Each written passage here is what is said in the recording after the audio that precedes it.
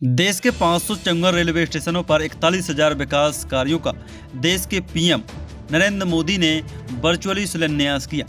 झाबुआ जिले के पेटलाबाद तहसील के अमरगढ़ रेलवे स्टेशन पर रतनाली पेटलाबाद रोड अंडरपास का शिलान्यास कार्यक्रम आयोजन किया गया।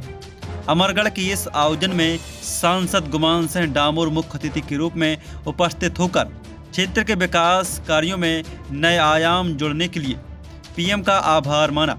सांसद गुमान सिंह डामोर ने शिलान्यास पट्टिका का अनावरण किया। अमरगढ़ सरपंच ने पैसेंजर ट्रेनों के स्टॉपेज की समस्याओं से अवगत कराया।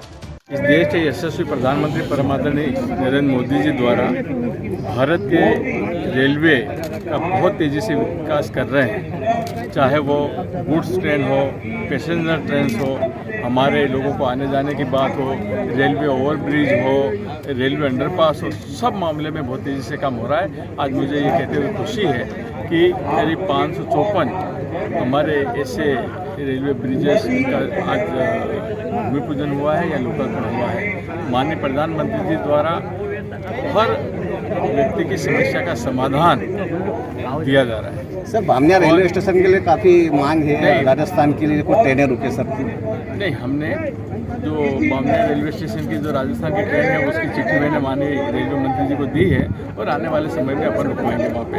आपने देखा होगा कि बामनिया की सबसे बड़ी समस्या थी ओवरब्रिज की। वो ओवरब्रिज स्वीकृत हो गया है और चुनाव के तत्काल बाद हम उसका काम शुरू कर देंगे। ठीक है सर, अमरगढ़ जो अंडर ब्रिज है सर, कास्ट कितनी है? लगभग 7 करोड़ का इन्वेस्टमेंट गया है इस प्रोजेक्ट के पीछे। ये कब तक पूरा हो जाएगा सर? ये हम मान के चल सकते हैं कि 2024 के कैलेंडर ईयर के अंदर ये कार्य हम संपूर्ण कर देंगे। सर, दूसरा यार जैसा भी आए मोदी जी का लाइव चल रहा था, क्या कारण था कि सांसद महोदय एकदम उठ के चलती है? देखिए, इसके बारे में हम कुछ कहना नहीं चाहेंगे, ये उनका निजी सिद्धांत। सर, ये रेलवे की तरफ से रिक्वेस्ट भी किया गया था कि भाई मोदी जी, माननीय मोदी जी का कार्यक्रम चल रहा है और आप सभी लोग बैठ जाइए। उसके बावजूद भी क्या आदेश का पालन नहीं हुआ सर, और शिलान्यास भी हो चुका ना सर? नहीं, देखिए, उनको कुछ ज़रूरी कार्य रहा होगा और इसके बारे में मैं फिर से कह रहा हूँ, उनका निजी कोई सिद्धांत होगा। एक दूसरी प्रॉब्लम है यहाँ के स्थायी लोगों की कि जैसे आम प्लेटफार्म पे यदि पब्लिक ट्रैक क्रॉस करती है तो उसमें जुर्माना होता है, तो अमरगढ़ स्टेशन पे क्यों नहीं होता है? इनका एक अमरगढ़ स्टेशन पे ना होने का एक वाजिब कारण ये भी है कि यहाँ का जो जियोग्राफी है या जो भूगोल हम कहते हैं वो थोड़ा सा यूनिक है। यहाँ के जो जनगण है, जो लोग हैं यहाँ पे आसपास के गांव में रहने वाले, उनके लिए रोड क्रॉस करने की सुविधा उस तरीके से नहीं बन पाया था, जो कि अब हमारे RUB 69 के कार्य शुरू होने के साथ संपूर्ण हो जाएगा।